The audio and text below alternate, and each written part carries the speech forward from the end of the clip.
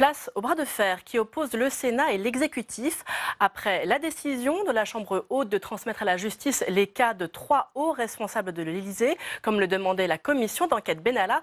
Le président de l'Assemblée nationale a annulé un déplacement commun qui devait se tenir vendredi aux côtés de Gérard Larcher. Le président du Sénat a néanmoins maintenu sa conférence à Lille. Quentin Calment et Jonathan Dupriez l'ont suivi. Reportage. Ce déplacement, ce devait être l'occasion de célébrer le bicamérisme. La première fois que le président du Sénat et de l'Assemblée nationale se rendaient ensemble en région. Mais dans le train qui file vers le nord, Gérard Larcher est seul. Mesdames, Messieurs, bonjour et bienvenue à bord de notre TGV Inouï à destination de l'île Flandre. La veille, Richard Ferrand a décidé d'annuler sa participation au déplacement. Dans un communiqué, il dénonce la décision du bureau du Sénat, vécue comme un acte politicien. Il estime que ce choix empêche, je cite, la tenue de ce débat républicain avec des étudiants, considérant que l'on ne peut simultanément abaisser et promouvoir le Parlement. En coulisses, ce communiqué a provoqué la colère de Gérard Larcher. Mais ce jour-là, pour le président du Sénat, il s'agit de calmer le jeu. Le propre des crispations, c'est d'être en capacité de tenir son cap, c'est comme en marine, vous savez. Donc quand il y a un peu plus de vent, on adapte. Mais je crois qu'on a une mission et les crispations, c'est une chose. Sortir de la crise dans laquelle notre pays nécessite qu'on soit en capacité, dans le respect de nos différences, de nos missions, d'essayer de tracer un moment, un cap ensemble. Gérard Larcher veut donc jouer l'apaisement après les attaques des parlementaires En Marche et de l'exécutif. Face aux étudiants en sciences politiques de Lille, le président évoque la mission de contrôle du Parlement, l'importance de la proximité des élus et même les bienfaits du cumul des mandats. Pendant près de 2 heures, les étudiants évitent soigneusement les questions sur l'affaire Benalla ou sur la décision du bureau du Sénat. Mais interrogé par les journalistes, Gérard Larcher assume la décision prise la veille. Je peux vous assurer que l'approche qui a été celle du bureau n'a pas été une approche politicienne, n'a pas été une approche politique, que nous respectons l'expression des uns et des autres, mais que tout simplement, il fallait respecter l'ordonnance de 58, en tirer les conséquences sereinement, tranquillement. Vous avez touché 3 membres proches d'Emmanuel Macron, c'est une déclaration de guerre? Pas du tout. C'est tout simplement un fonctionnement normal du contrôle. Le Sénat exerce uniquement ses missions constitutionnelles. D'ailleurs, je n'ai pas entendu que nous n'ayons pas respecté la Constitution. Qu'avez-vous à dire à la majorité qui dit que le Sénat fait un spectacle démocratique? Eh bien, je leur souhaite de donner un spectacle du même niveau. Et je le dis sérieusement. Je ne suis pas au spectacle. Je suis dans une responsabilité qui est de présider une des assemblées du Parlement. Et en ces temps de doute sur la démocratie, il faut faire attention aux mots qu'il utilise. Un déplacement face aux étudiants où la tension avec la majorité En Marche était présente dans l'esprit de chacun. Mais pour autant, Gérard Larcher parle déjà de reproduire ce type de rencontre avec cette fois son homologue de l'Assemblée nationale. Alors, crispation ou véritable crise institutionnelle, le Sénat agit-il en contre-pouvoir ou en tribunal politique? Et quid de la révision constitutionnelle? C'est l'objet du premier débat de Sénat 360.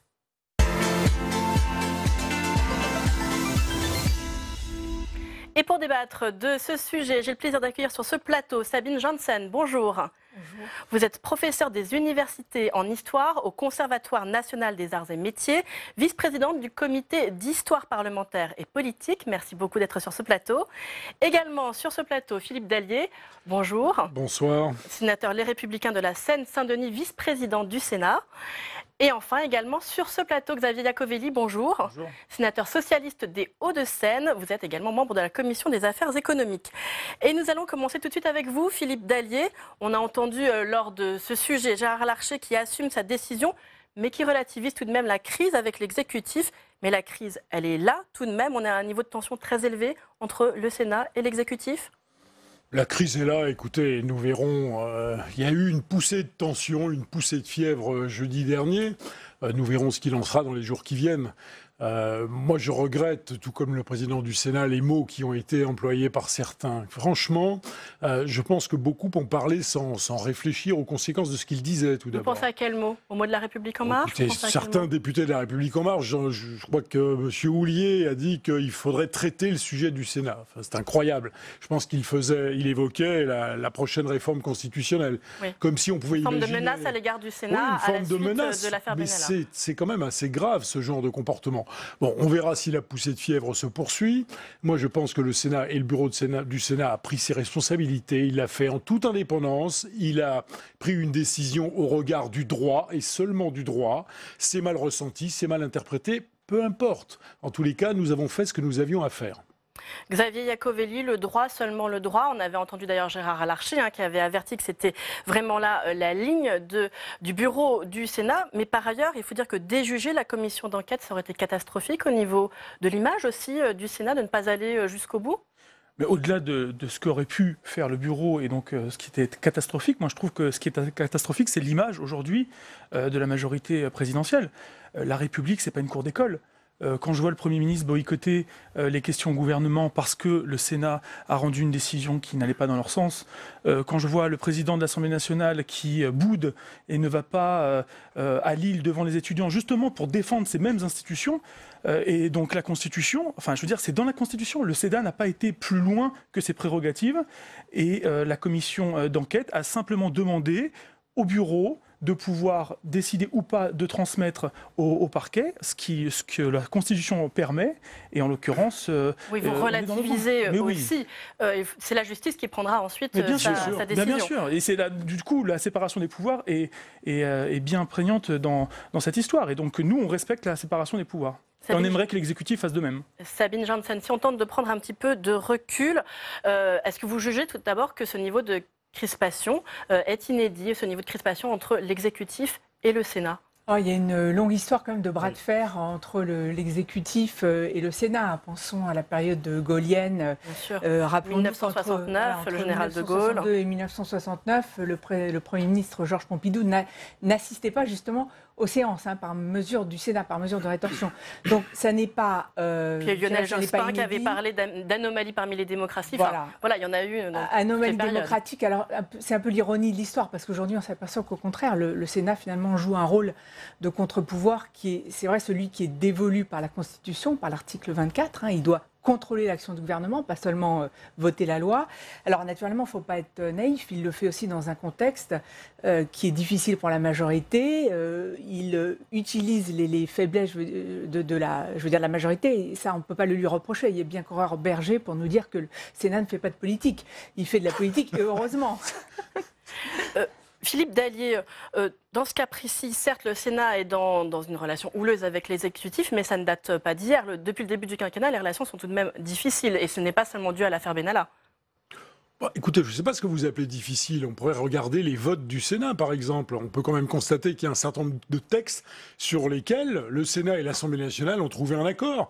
Il y a des moments où ça n'est pas possible, mais ça n'est pas un drame. La Constitution prévoit tous ces cas de figure. Donc le Sénat a toujours été... on essaie de travailler de manière constructive. Il y a des moments où on peut se mettre d'accord, d'autres où on ne peut pas se mettre d'accord. Mais ça n'est pas un drame en soi. Je crois qu'il faut sortir un peu de cette volonté de dramatiser. Je pense que sur le fond du sujet, la majorité présidentielle et les députés de La République En Marche et le gouvernement étaient très mal à l'aise. Parce que cette affaire Benalla, depuis le départ, elle a été gérée n'importe comment. Et j'ai entendu M. Sébastien Griveaux s'exprimer en février, au moment où la commission des lois a rendu son rapport. Il a dit « Le gouvernement, point par point, répondra aux erreurs du Sénat ». Un mois plus tard, il n'a strictement rien dit. Pourquoi? Parce qu'il n'y a strictement rien à dire. Et c'est bien pour ça que le Sénat a tout naturellement suivi la proposition, à quelque chose près, suivi la proposition de la Commission des lois et que nous avons transmis au parquet comme c'était notre devoir de le faire. Je vais vous faire réagir dans un instant, Xavier Iacovelli, mais tout d'abord, je vous propose de voir justement une des interventions d'un porte-parole bis du gouvernement, non pas Benjamin Griveaux, mais Gabriel Attal, qui est beaucoup intervenu ce week-end et qui a largement attaqué justement le Sénat. On l'écoute. Je dis que c'est pas au niveau, on prend les institutions et la Constitution comme un espèce de plateau de jeu et on engage une sorte de bataille navale ou de toucher-couler avec l'exécutif. Qui peut considérer que c'est au niveau? C'est pas ce qu'on attend. Aujourd'hui, le gouvernement, il est engagé dans le grand débat pour répondre aux attentes des Français. L'Assemblée nationale, elle examine la loi santé pour très concrètement répondre aux problèmes de santé des Français. Et le Sénat, il est embourbé dans cette espèce d'instrumentalisation politicienne qui objectivement n'est pas au niveau. Et j'accueille également sur ce plateau Charlotte Euzin. Bonjour. Bonjour. Vous êtes conseillère en communication politique au cabinet Tilder. Justement, que pensez-vous de cette offensive de l'exécutif sur ce week-end, justement à la suite de ce bras de fer entre l'exécutif et le Sénat? Ce qui est particulièrement intéressant, c'est que la façon dont on traite ce sujet depuis quelques jours, à la fois politiquement et médiatiquement, est bien la preuve que plus personne ne sait vraiment ce qu'est une opposition dans ce pays. On a été habitué depuis 2 ans à une présidence jupitérienne d'Emmanuel Macron qui a concentré l'ensemble des pouvoirs. Là, le Sénat monte au front, joue clairement le jeu d'une assemblée, la seule qui ait résisté à la vague macroniste en 2017. Et on est dans un jeu institutionnel tout à fait mature et logique. Et pourtant, l'ensemble du débat public semble s'insurger. Alors justement, Sabine Janssen, est-ce que c'est un manque de maturité pour vous de l'exécutif qui se manifeste dans cette situation? Je pense qu'il y a toujours la tentation pour l'exécutif, surtout quand je dirais qu'il dispose d'une telle majorité, d'en abuser et de ne pas tolérer qu'il y ait d'opposition. Le Sénat a 2 atouts majeurs. C'est que d'une part, il ne peut pas être dissous et que d'autre part, son calendrier électoral est déconnecté de l'élection présidentielle. Donc c'est vrai que ça lui permet de jouer un vrai rôle de contre-pouvoir et je crois qu'effectivement, il faut s'en féliciter. Voilà, même si ça ne fait pas plaisir à l'actuelle majorité. Il y a, si vous voulez, aussi un petit peu là, un jeu politique qui ne me paraît pas dramatique. Xavier Iacovelli, peut-être sur l'indépendance, le contre-pouvoir que manifeste là le Sénat, puis on entend l'exécutif qui dit non, c'est un tribunal politique, ils abusent d'un pouvoir politique. Écoutez, moi je voulais juste dire 2 choses sur l'indépendance. Premièrement, toutes les auditions de la commission d'enquête étaient publiques, filmées. Donc les Français ont pu se rendre compte au quotidien de l'évolution aussi des déclarations et des faux témoignages qui ont été avérés dans le rapport ensuite. Donc en fait, tout était public. Donc il n'y a d'ailleurs eu aucune affirmation, aucun démenti des partis lorsque le rapport a été publié. Donc on voit bien que là, c'est uniquement de la communication pour préserver et attaquer le Sénat en vue effectivement d'une révision potentielle, une révision constitutionnelle. Après, moi, ce que je vois aussi auprès des Français, moi je suis souvent sur le terrain, comme beaucoup d'entre nous, parce que nous, on a encore gardé dans notre ADN le fait d'être des élus de terrain. Moi, je reçois aussi beaucoup ici de visiteurs pour faire visiter justement le Sénat. Et à chaque fois, les visiteurs me disent merci d'être le contre-pouvoir. Ils se sont rendus compte de l'utilité du Sénat grâce à cette affaire Benalla. Donc c'est vrai que, pour le coup, c'est pas politique, mais on voit bien que institutionnellement, le Sénat sert encore à quelque chose et cette affaire le démontre. Philippe Dallier, je suppose que vous allez abonder dans le même sens, mais c'est vrai que certains se posaient la question de l'utilité du Sénat. On l'a même vu dans un certain nombre de demandes de certains gilets jaunes. Est-ce que vous jugez que l'affaire Benalla a pu tout de même vraiment renverser la vapeur sur ce sujet? Ce n'est pas que l'affaire Benalla. Je crois que ça fait un moment que le Sénat, si je puis dire, a repris du poil de la bête sous l'impulsion de Gérard Larcher. Et s'il y a 2 chambres dans le Parlement français, comme c'est le cas d'ailleurs dans beaucoup de grandes démocraties, on oublie souvent de le dire, même si l'organisation n'est pas la même en Allemagne ou aux États-Unis, qui sont des États fédéraux, dans beaucoup de grandes démocraties, il y a 2 chambres et il y a des raisons pour cela. Alors il y a ceux qui effectivement disent « Oh là là, il faut voter la loi de plus en plus vite, tout ça est trop long, avec une seule chambre, ça ira plus vite. » Très bien. Je ne suis pas du tout persuadé qu'avec une seule chambre, on produira de la loi de meilleure qualité. Et puis il y a ceux, effectivement, on entendait M. Attal, là, mais il se prend pour qui, ce secrétaire d'État, qui vient nous dire « c'est pas au niveau ». Mais franchement, d'abord, au nom de la séparation des pouvoirs, il pourrait mesurer ses propos, mais il se prend pour qui? Il ne supporte pas, et c'est un peu ce que cette affaire a révélé, il ne supporte pas l'idée que certains puissent ne pas être du même avis que la majorité. Mais c'est quand même grave pour le fonctionnement de notre démocratie. Alors peut-être qu'effectivement, certains ont oublié ce que c'est qu'une opposition, mais nous n'étions pas là dans une opposition, j'allais dire, politique, stérile et classique. Nous étions sur un point de droit particulier. Et si le Sénat, si le bureau du Sénat n'avait effectivement pas pris la décision de suivre la commission des lois, alors là, pour le coup, pour l'image du Sénat et pour l'image de la démocratie, je pense que ça aurait été très grave, parce qu'on aurait donné le sentiment que le Parlement se couchait devant l'exécutif, et ça, il n'en est pas question pour personne dans cette maison. Oui, Charlotte Hezin. Pour rebondir justement, quelle image se serait donnée le Sénat s'il n'avait pas suivi les préconisations du président de la commission d'enquête? Et puis, quelle image s'est donnée le Sénat avec cette affaire Benalla, pour vous? Dans un premier temps, le Sénat est en fait sorti de l'image qu'on avait de lui, ou en tout cas qu'on a de lui depuis quelques années. Le Sénat a une image un peu feutrée, parfois un peu consensuelle, voire même un peu docile. Et là, on a l'impression que le Sénat fait un coup d'éclat, et donc on retient plus la forme que le fond. Dans les faits, c'est une décision qui, si elle est peut-être partisane, ça ne veut pas dire qu'elle n'a pas lieu d'être, et elle prend toute sa place dans une logique de commission d'enquête, puis de saisine du parquet, puis là, on va attendre simplement que la décision soit rendue. Donc le Sénat est dans son rôle, et dans son rôle de contre-pouvoir, on y était peut-être plus vraiment habitué. Sabine Janssen, le Sénat est dans son rôle de contre-pouvoir, et puis comment expliquer aussi que le Sénat soit autant attaqué pour vous ? Précisément parce qu'il n'y a qu'une vingtaine de sénateurs de la République En Marche, donc ils sont minoritaires, et c'est vrai qu'ils espéraient sans doute faire mieux à l'automne dernier.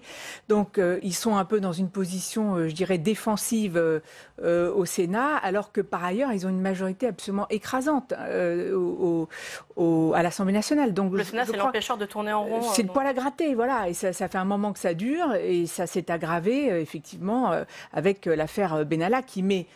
comme vous le disiez, très, très mal à l'aise la majorité depuis le début. Surtout que, souvenons-nous, ça a été traité d'affaire d'été, et finalement, on s'aperçoit que c'est peut-être plus une affaire d'État qu'une affaire d'été.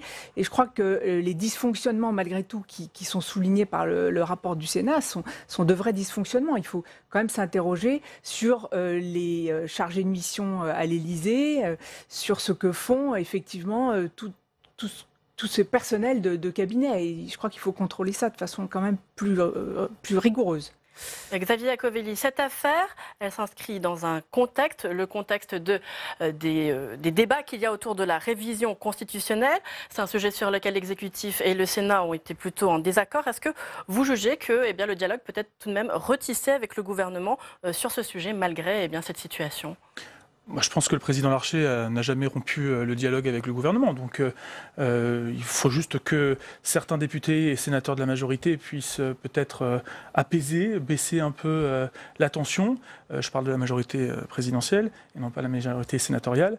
C'est vrai que lorsqu'on entend dans les couloirs, puisque c'est comme ça, on va supprimer le Sénat, si vous allez voir ce qui va se passer, on va faire un référendum pour supprimer... Enfin, je veux dire, on n'est pas à la hauteur, quoi. Encore une fois, on n'est pas dans une cour d'école. Donc, je pense qu'il est important de remettre du calme dans nos relations et de regarder... Parce que, bizarrement, on en parlait tout à l'heure en dehors du plateau, mais j'entends aussi pas mal de députés de la majorité qui se rendent compte que la proximité avec les citoyens, c'est peut-être pas mal, et que la réforme constitutionnelle qui vise à réduire le nombre de parlementaires dans un contexte anti-parlementarisme organisé par l'exécutif depuis le début du mandat. Alors qu'on a besoin de proximité, ça fait jour avec tout le mouvement des Gilets jaunes, etc. C'est on se rend compte des besoins aussi de la proximité entre les élus et les citoyens. Si on réduit le nombre de parlementaires, on enlève cette proximité. Et donc, cette déconnexion des parlementaires du terrain, elle va s'accentuer si, effectivement, on avait déjà la déconnexion due au non-cumul des mandats. Et c'est un débat qu'on a eu précédemment. Mais je pense que si on réduit, ça sera encore pire. Sabine Janssen ? Oui, je pense que l'affaire va quand même un peu dégonfler. Le parquet disposera. Certes, le Sénat a proposé, mais le parquet va disposer. On revient à la question du début, crispation, simple crispation ou réelle crise. Là, on est, je crois, un peu quand même aussi dans la gesticulation. Tout ça va s'apaiser. Il faudra bien se mettre autour d'une table pour faire un compromis si on veut qu'une révision constitutionnelle ait lieu. Philippe Dallier, la baudruche, elle est tout de même un peu en train de se dégonfler. Mais le dialogue sur la réforme constitutionnelle, il reste tout de même difficile. Mais écoutez, nous verrons quand le président de la République remettra le sujet sur la table, puisque la crise des Gilets jaunes a fait que tout cela a été mis en sommeil. Mais je pense malgré tout, et c'est surtout la crise des Gilets jaunes qui va changer la donne, à mon avis. Le président de la République a commencé ce quinquennat. Vous savez, il y avait Jupiter et le reste du monde. Tous les autres, les élus locaux, les parlementaires, les syndicats, tout ça était bon à remiser au rayon du vieux monde et de l'ancien monde. Je crois que la crise des Gilets jaunes va peut-être remettre un peu l'église au milieu milieu du village. C'est-à-dire que le président de la République s'est rendu compte qu'il avait peut-être besoin des élus locaux. Maintenant, il court après les maires, après les avoir fustigés à l'automne. Je pense qu'il se rend compte également qu'il a aussi besoin, probablement, d'un Sénat qui joue pleinement son rôle. Et maintenant, comme l'a rappelé mon collègue, certains députés s'inquiètent en se disant « mais si on réduit de manière trop forte le nombre de parlementaires, comment allons-nous faire notre boulot de terrain ?» C'est vrai que quand il n'y aurait plus qu'un député et un sénateur dans la moitié des départements français, vous imaginez ce que ça veut dire en termes d'éloignement. Donc je pense que toute cette affaire est en train de mûrir et peut-être qu'à l'arrivée, les solutions seront différentes de ce qui avait été imaginé au départ à l'Élysée et par cette majorité. Et ça ne sera peut-être pas plus mal. Charlotte Euzin, vous jugez que ce qui se dégage également de la crise des Gilets jaunes, c'est ce besoin de proximité, de retisser le lien avec les élus, et c'est peut-être là l'un des rôles que peut jouer le Sénat? Tout à fait. Cette crise des Gilets jaunes, elle a été porteuse d'une très forte charge émotionnelle qui ne s'est pas dégonflée et qu'on a retrouvé pendant l'acte 19 et qu'on retrouve là dans cette crise Sénat-Élysée. Et c'est vrai que tout comme les ministres se sont vraiment emparés du sujet, sont allés sur le terrain, on parlait d'agriculture, on parlait de jeunesse, on parlait d'outre-mer, le Sénat a vraiment un rôle de liant très important au sein de notre démocratie et peut jouer vraiment un rôle de lien entre le peuple et l'exécutif. Et là aussi, c'est simplement une question, il faut voir où est-ce qu'on place le curseur et quelle place on laisse prendre au Sénat pour prendre sa part dans la résolution de cette crise. Sabine Janssen, quelle peut être la place du Sénat dans la résolution de la crise des Gilets jaunes? Je crois qu'il peut jouer un rôle très important parce qu'il a cette expérience et cette compétence en matière de collectivité territoriale. Et n'oublions pas quand même que le bras de fer entre De Gaulle et le Sénat s'est terminé par le départ de De Gaulle en 69. Finalement, les Français ont voté pour le maintien du Sénat. Donc il faudrait peut-être qu'Emmanuel Macron en tire aussi quelques réflexions, quelques conclusions. Xavier Iacovelli, d'ailleurs, lors de son déplacement, Gérard Larcher a rapidement dit qu'il fallait sortir de cette crise institutionnelle. Et il a rappelé d'ailleurs les propositions du groupe de travail sénatorial pour réhabiliter le droit de pétition, pour revoir les règles du référendum d'initiative partagée. C'est comme ça qu'on peut aussi sortir par le haut de cette crise? Bien sûr, c'est avec des propositions. Et le Sénat en a toujours fait, quelles que soient les étiquettes politiques des groupes qui la composent. Donc je pense qu'effectivement, c'est en faisant des propositions sur cette réforme constitutionnelle. Mais c'est aussi, et là, je veux dire, c'est un peu le rôle aussi de chaque sénateur, c'est de communiquer à l'extérieur sur notre action. On a tendance, en tant que sénateur, à communiquer seulement auprès des maires, auprès des élus locaux. Et du coup, on se coupe un peu des citoyens et des administrés. Et donc, c'est vrai que moi, dès le départ, je me suis dit, il faut aller communiquer auprès des administrés de mon département. Et donc, on voit la différence. Et les gens ne savent pas ce que c'est le Sénat. En fait, ils connaissent le Sénat par le nom, mais ils ne savent pas vraiment on a les mêmes prérogatives que l'Assemblée nationale, qu'on fait la loi. Et que pour faire la loi, il faut aussi avoir cette proximité de terrain pour voir l'impact que ça peut avoir sur nos territoires. Et donc ça, c'est aussi notre responsabilité en tant que parlementaire de maintenir ce lien avec le terrain et nos administrés. Philippe Dallier, est-ce que vous êtes d'accord avec Xavier Iacovelli? Le Sénat, le travail, le rôle du Sénat est encore trop méconnu? Trop méconnu, certainement, mais les choses progressent, les choses évoluent dans le bon sens. Vous voyez, même avec l'affaire Benalla, on entend certaines personnes qui disent « Ah, ils n'ont que cela à faire ». On a l'impression que les gens, du coup, se focalisent sur quelque chose de très médiatique et ne se rendent pas forcément compte de l'ensemble du travail. Je n'en ai pas entendu beaucoup dire cela. Voilà, ce que les gens ne savent pas, c'est effectivement, nous travaillons sur les textes de loi de la même manière que les députés. Certes, j'allais dire, au bout du compte, les députés gardent la décision si jamais on ne se met pas d'accord. Ils ont le dernier mot. Mais ceci étant dit, nous faisons le même travail. Mais il y a surtout le travail de contrôle de l'action du gouvernement. Et ça, c'est un travail très important, médiatisé et mis en avant. Et ce travail est très important également. Et le rôle du contre-pouvoir dans ce cas-là est très important pour une démocratie comme la nôtre. Il ne faut pas l'oublier. Alors, je ne sais pas comment le président de la République compte sortir de cette crise des Gilets jaunes.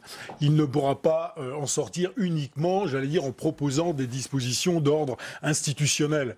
On sent effectivement que notre démocratie représentative, je rappelle que Churchill disait que c'était le pire des systèmes à l'exception de tous les autres, et c'est bien sur ce modèle-là que nous devons rester. Il va falloir la faire respirer un peu. De quelle manière et comment le Sénat pourrait y contribuer, ça c'est une vraie question. Mais il y a aussi tout le volet pouvoir d'achat qui compte, à mon avis, énormément. Et ça, c'est un sujet sur lequel les Français attendent le président de la République au tournant. Et pour tout vous dire, je ne vois pas très bien de quelle marge de manœuvre il va disposer. Très rapidement, oui, juste la démocratie représentative, je pense qu'elle peut aussi s'appuyer sur la démocratie participative, et c'est peut-être qu'on a oublié de ces dernières années. Et je pense que le grand débat, qui est aujourd'hui un palliatif en fait à la crise, devrait être justement quelque chose qui s'inscrit dans la durée. Et je pense que demander l'avis des citoyens, les associer, les co-construire les lois et les règlements, je pense que c'est aussi important pour l'avenir. Sabine Janssen, comment faire respirer la démocratie? Mais je pense que les questions institutionnelles n'occupent quand même pas une part vraiment importante des préoccupations des Français dans le grand débat, il ne faut pas se leurrer. Hein.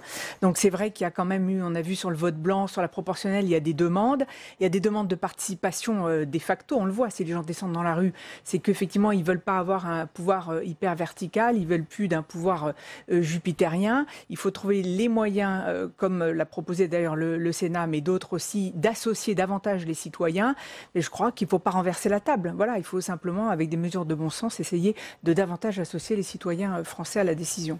Eh bien, ne pas renverser la table, des mesures de bon sens, ça sera le mot de la fin. Merci à tous les quatre d'avoir participé à ce débat. Merci beaucoup Sabine Janssen, merci Philippe Dallier, merci Charlotte Zim, merci beaucoup Xavier Iacovelli d'être venu sur ce plateau. La parole est à monsieur Laurent Duplomb pour le groupe Les Républicains.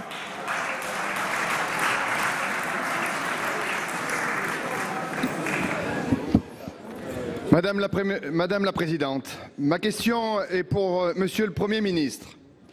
Souvenez-vous, le 14 novembre, je commençais ma question par la discussion de Colbert à Mazarin sur le défaut bien français de toujours taxer, imposer, contraindre fiscalement. À la fin, je vous prévenais de ne pas faire la même erreur que Marie-Antoinette en n'entendant pas la colère monter. Je ne pensais pas si bien dire au vu des émeutes qui ont suivi. N'oublions pas que les premières revendications de ces manifestations étaient « Arrêtez de nous taxer, laissez-nous vivre de notre travail ». Par une pirouette intelligente, vous avez mis en place votre grand débat. Bel écran de fumée qui, par sa durée et les interventions dithyrambiques du président, ont fait oublier le cœur du sujet. Quel n'a pas été mon étonnement en lisant les propositions du parti majoritaire et de vos ministres, avec toujours plus de taxes et d'impôts. Augmentation des droits de succession, taxation des plus-values sur les résidences principales, retour de la taxe carbone. Alors, Monsieur le Premier ministre, quand allez-vous enfin comprendre qu'il faut sortir de cette addiction à l'impôt? Pouvez-vous vous engager aujourd'hui à ne créer ni augmenter aucun impôt? Merci Monsieur Duplomb. La parole est à Monsieur Gérald Darmanin, ministre de l'Action et des Comptes Publics. Monsieur le ministre. Madame la Présidente, Mesdames et Messieurs les sénateurs, Monsieur le sénateur, nous partageons le point de vue qu'avec impôt, il faut utiliser un verbe, les baisser. Monsieur le sénateur, nous sommes tout à fait favorables à votre proposition. C'est d'autant plus vrai que vous aurez constaté ce matin que pour la première fois depuis bien longtemps, l'INSEE, ici même plusieurs fois les sénateurs et les sénatrices, à forte raison, ont mis le gouvernement devant des contradictions avec les chiffres qu'a divulgués l'INSEE que nous n'avons jamais contestés. L'INSEE a dit, d'une part, que nous sommes le gouvernement qui avons le plus baissé les impôts depuis désormais 15 ans dans les 2 premières années de notre mandat. Nous sommes le gouvernement qui avons baissé en volume, ce qui n'a pas existé depuis plus de 20 ans, la dépense publique. Nous sommes le gouvernement qui avons, pour la 3e fois de suite, mis un déficit en dessous de 3%. Je rappellerai que lorsque nous sommes arrivés en responsabilité, le déficit était de 3,4%, il baisse désormais de 1 point pour être à 2,5%. Et malgré tous les prophètes de malheur, nous avons la croissance la plus élevée de l'Union européenne et nous avons terminé l'année 2018 avec une croissance à 1,6%. Il est vrai, monsieur le sénateur, que pour baisser les impôts, il faut baisser la dépense. Et de ce point de vue, il y a beaucoup de croyants mais peu de pratiquants, puisque lorsque nous proposons de baisser la dépense, et singulièrement à la majorité sénatoriale, dans le détail, nous avons quelques quiproquos. Je n'ai pas attendu, monsieur le sénateur, de la part du chef de votre parti, des propositions claires de baisse de la dépense publique, bien au contraire. Alors oui, notre pays doit baisser encore plus ses impôts, c'est ce que nous faisons. Sur l'impôt sur les sociétés, sur la taxe sur l'habitation, Évidemment, sur tout impôt qui demain pourrait gréver notre économie, le Premier ministre travaille sur les impôts de production. Et nous vous demandons, s'il vous plaît, de faire une revue de détail. Dites-nous si c'est possible, là où souhaitez-vous baisser la dépense publique. Je vous remercie. Merci, Monsieur le Ministre. La parole est à Monsieur Duplomb pour la réplique. Vous avez 39 secondes, Monsieur Duplomb. L'exemple que vient de donner M. Darmanin, Monsieur le Premier ministre, est exactement le vrai exemple. L'exemple que l'on ne peut pas se féliciter, malgré ce qu'il dit, des résultats. Avec 76 milliards de déficit en 2018, alors que l'Allemagne comptabilise 59 milliards, avec une dette de 2300 milliards alors que l'Allemagne passe en dessous des 60%, avec 65 milliards de déficit sur la balance commerciale alors que l'Allemagne fait 228 milliards d'excédents, le général de Gaulle disait « Quand je me regarde, je me désole, mais quand je me compare, je me console ». Si la première partie de sa phrase relate bien la situation de la France, la deuxième partie absolument pas. Alors Monsieur le Premier ministre, si vous voulez enfin vous consoler, agissez et agissez vite, faites des économies et arrêtez de penser qu'à puiser dans la bourse des Français. La parole est à notre collègue Jean-Pierre Vogel pour le groupe Les Républicains.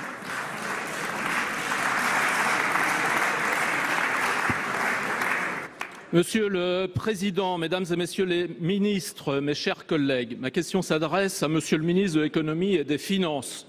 Monsieur le ministre, si j'en juge par vos déclarations, vous souhaitez faire de la reconquête industrielle votre priorité. Vous avez récemment déclaré dans le journal Les Échos que vous vous battrez pour chaque emploi industriel menacé. Quelle belle déclaration!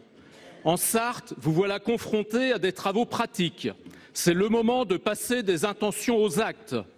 Dans quelques jours, le couperet définitif du tribunal de commerce de Nanterre devrait tomber.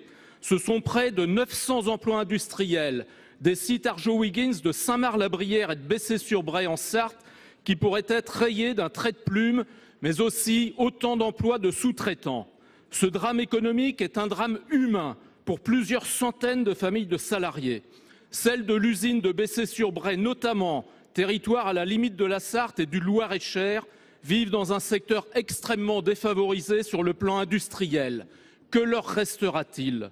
L'État ne peut pas abandonner les salariés d'Arjowiggins à leur sort, ne serait-ce que parce que sa responsabilité est dans ce dossier toute particulière. En effet, l'État, au travers de la BPI, a été associé à la gouvernance de l'entreprise comme actionnaire principal de sa maison mère, Sequana. Au vu de la situation actuelle, le moins que l'on puisse dire, c'est qu'il a singulièrement manqué de clairvoyance. À situation exceptionnelle, nous attendons, Monsieur le Ministre, un traitement exceptionnel. La présidente de la région des Pays de la Loire, Christelle Morancet, est prête à engager sa collectivité pour contribuer au sauvetage de cette industrie et des emplois qui y sont attachés. Quelles initiatives comptez-vous mettre en œuvre de manière urgente pour accompagner la région et pour que votre priorité affichée de sauver les emplois industriels soit dans la Sarthe une réalité? Comment entendez-vous prendre en compte le caractère exceptionnel du dossier Arjowiggins? Pour vous répondre, la parole est à la secrétaire d'État auprès du ministre de l'Économie et des Finances, Madame Pannier-Runacher. Vous avez la parole. Monsieur le Président, Mesdames et Messieurs les sénateurs, Monsieur le sénateur Vogel, vous m'interrogez sur la situation des sites d'Arjowiggins, 2 sites en Sarthe, 1 site dans l'Aisne. Je veux rappeler ici que l'État a travaillé toute l'année 2018 et une reprise globale de ces 3 sites qui n'a malheureusement pas vu le jour suite à un contentieux prononcé par une cour britannique qui faisait peser un contentieux de 100 millions d'euros sur le repreneur s'il reprenait dans les circonstances le site. Nous avons donc repris le dossier début janvier, suite au placement en redressement judiciaire des 3 sites. C'est grâce à l'État que l'exploitation a pu se poursuivre. C'est grâce également à l'État que plusieurs repreneurs ont présenté un dossier sur le site de Château-Thierry, sur le site de Loubouré. Et vous le savez, un repreneur avait présenté un dossier sur les 3 sites. Mercredi dernier, ce repreneur a indiqué qu'il n'était pas en mesure de rassembler l'ensemble de l'argent pour le mois d'avril, pour la reprise des 3 sites. Nous avons donc recommencé le travail jeudi, vendredi, samedi, dimanche, lundi, mardi, pour trouver une solution main dans la main avec Madame Morancet, puisque vous l'avez bien dit, l'argent public est aujourd'hui réuni pour faire face à cette reprise. Nous sommes aux côtés des salariés, aux côtés des organisations syndicales pour trouver une solution. Il reste 20 millions d'argent à trouver. 20 millions d'argent privée. Et là, c'est beaucoup plus difficile et cet argent ne pourra pas faire l'objet d'une garantie de l'État. Ce sont les règles du jeu. Je veux vous dire ici que l'État n'a pas à rougir du travail qu'il fait sur les dossiers de reprise de sociétés en difficulté. Dans 3 cas sur 4, nous trouvons une solution. Et j'aurais été ravie que vous m'interrogiez sur la situation d'Arc, par exemple. 5000 emplois dans les Hauts-de-France pour lesquels nous venons de trouver une solution. Aujourd'hui, c'est un fait, l'industrie crée plus d'emplois qu'elle n'en détruit. Et on part justement rejoindre Alexandre Poussard. Vous suivez pour nous les travaux dans l'hémicycle. Et au menu cet après-midi, dans le cadre de la loi mobilité, une question sensible, la limitation à 80 km/h. Et oui, Jérôme, et le Sénat vient de donner le choix au département et au préfet d'abaisser ou non la vitesse à 80 km/h sur les routes secondaires. Cet amendement est le fruit d'un long combat de la droite sénatoriale contre la décision du gouvernement d'expérimenter de manière uniforme les 80 km/h sur tout le territoire, sur toutes les routes secondaires. Les sénateurs ont longtemps dénoncé un manque de concertation, une décision éloignée des réalités. Et ils avaient même créé un groupe de travail sur les 80 km/h, un groupe de travail qui avait demandé au gouvernement de laisser le choix au territoire, et cette demande n'avait pas laissé insensible Emmanuel Macron qui au mois de janvier dernier, au début du grand débat, avait assuré qu'il y aurait un réaménagement de cette mesure, une affirmation qui était bien tombée dans l'oreille du sénateur Les Républicains Michel Raison, qui est le chef de file de la droite sénatoriale sur ces 80 km/h et qui est l'auteur de cet amendement. Et vous allez le voir, il a tenté de convaincre la ministre des Transports Elisabeth Borne. Écoutez leur échange. Monsieur le Président de la République a fait appel aux maires pour faire des propositions sur ce dossier qui fait débat. Et il a dit qu'il faut ensemble que l'on trouve une manière plus intelligente de la mettre en œuvre. Et c'est les propos que j'avais tenus au Premier ministre lorsque je l'ai rencontré avec mes collègues quand on a remis le rapport. Une manière plus intelligente. C'est pas compliqué d'être plus intelligent. Il est simple cet amendement. Et je l'ai vraiment fait pour aider le Président de la République. On donne simplement la possibilité au président des conseils départementaux de pouvoir augmenter la vitesse. Donc vous voyez, Madame la Ministre, je le vois à votre air, que vous allez être favorable à mon amendement. Merci. Donc le Président de la République a eu l'occasion de s'exprimer sur ce sujet. Le Premier ministre avait également annoncé qu'il y aurait une évaluation des dispositions mises en place, et en particulier du décret qui a conduit à réduire la vitesse à 80 km/h sur les routes bidirectionnelles. Donc dans l'attente à la fois de cette évaluation et de conclusion du grand débat, je propose le retrait, sinon d'avis défavorable.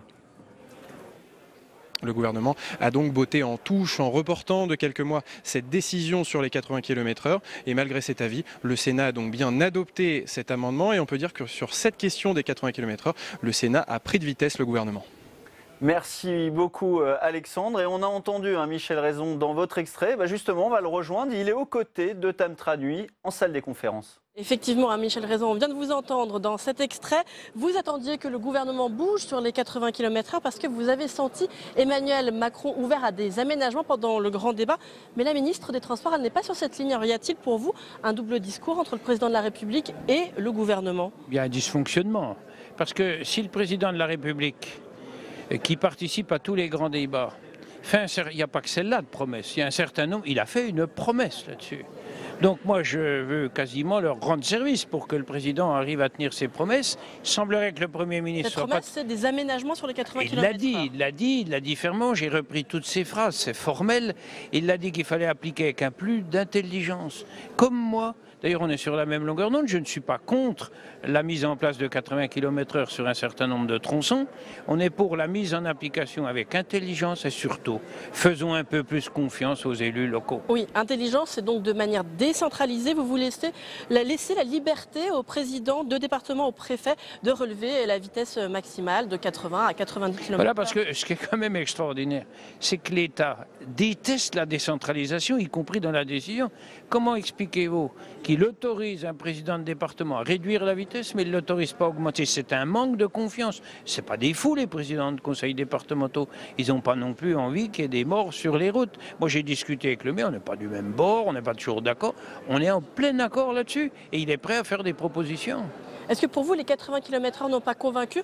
On a entendu le Premier ministre Édouard Philippe faire valoir une baisse historique des morts sur les routes et l'attribuer aux 80 km/h. Ah non, mais il a sorti des chiffres mensongers, j'ose employer le terme, hein. Il peut me mettre au tribunal s'il veut. Il a comparé des moyennes qu'il a rangées avec des chiffres ponctuels. Donc le chiffre est faux. Évidemment que non, il n'y a pas de sursaut historique, puisque depuis plus d'un an, on était en baisse pour différentes raisons, j'ignore pourquoi. D'ailleurs, on baissait, on était toujours aux 90. Et cette baisse s'est poursuivie, elle est en léger ralentissement d'ailleurs, mais cette baisse se poursuit. Et c'est du bonheur que c'est... Bien sûr que non. Le gouvernement également, et d'ailleurs c'est ce qu'a fait valoir la ministre, avait prévu de tirer un bilan détaillé de la mesure après 2 ans. Là, on en est à peu près à 1 an d'application. Vous ne voulez pas laisser cette année supplémentaire au gouvernement? Alors, je lui ai dit tout à l'heure, je considère que s'ils appliquaient mon amendement, on rend l'expérimentation encore plus efficace. Parce qu'on aura des départements qui vont rester complètement à 80 et des départements qui vont oser remettre un certain nombre de tronçons à 90. Et là, on aura encore une plus belle expérimentation. Eh bien, merci beaucoup, Je Michel vous en Raison, prie. d'avoir répondu à mes questions. Je vous en prie. Après une année 2018 qui avait vu une baisse considérable de la mortalité routière, les 2 premiers mois de l'année 2019 sont inquiétants. Pour les autorités, il faut imputer ces mauvais chiffres à la dégradation des radars par les gilets jaunes et les anti-80 km/h. Alors que le Sénat, justement, a voté mardi, dans le cadre de la loi mobilité, la possibilité pour les départements de mettre en œuvre ou non cette mesure. Pour en parler, on va justement dans l'hémicycle où on retrouve aujourd'hui Quentin Calmy. Oui, tout à fait, Delphine. Cette actualité qui vient se percuter avec l'examen du projet de loi mobilité.